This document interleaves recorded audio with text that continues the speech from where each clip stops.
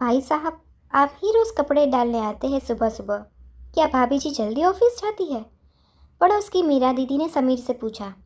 समीर ने कहा, नहीं, हम दोनों साथ में ही जाते हैं।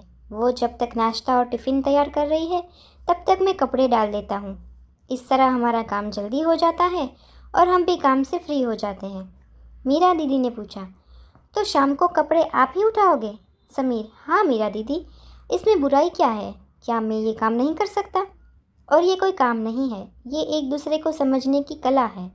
मीरा दीदी, ये कला हर किसी के पास नहीं होती। आप मेरी चिंता ना किया करें।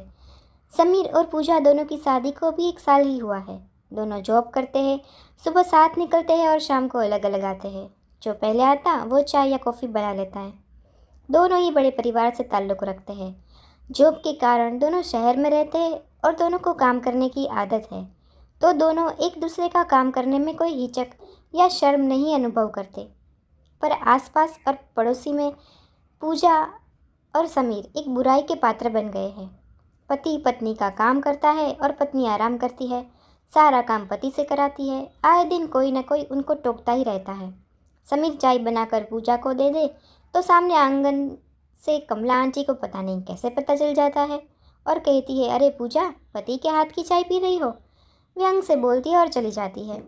कभी बगल वाली शर्मा आंटी आती है तो समीर चाय पानी नाश्ता ले आते हैं तो बहुत ध्यान से समीर को देखने लगती है और कहती है, समीर आप बैठ, ये काम पूजा को करने दो। समीर बोलते हैं, नहीं, मुझे इस सब की आदत है। तो उसका भी गलत अर्थ निकालती है, अच्छा अच्छा, सभी काम तुम ही करते हो। जब पूजा ऑफिस जाती है और बाजार से सामान लाती है तो उसे तो कोई नहीं पूछता कि ये काम समीर को करने दो, तुम मत करो। समीर पूजा को समझाते, अरे लोगों का काम है कहना, तुम क्यों दूसरों की बातों से मन दुखी करती हो? हम मिलकर घर का काम करते हैं तो लोगों के पेट में दर्द होता है, तो होने दो। पूजा और समीर इस बात पर खूब हंसते और मस्त रहते। हमारे आसपास के घरों में यदि कोई पति छत पर कपड़े सुखाए, घर में झाड़ू लगाए तो लोग उसका मजाक उड़ाते हैं। ये गलत बात है।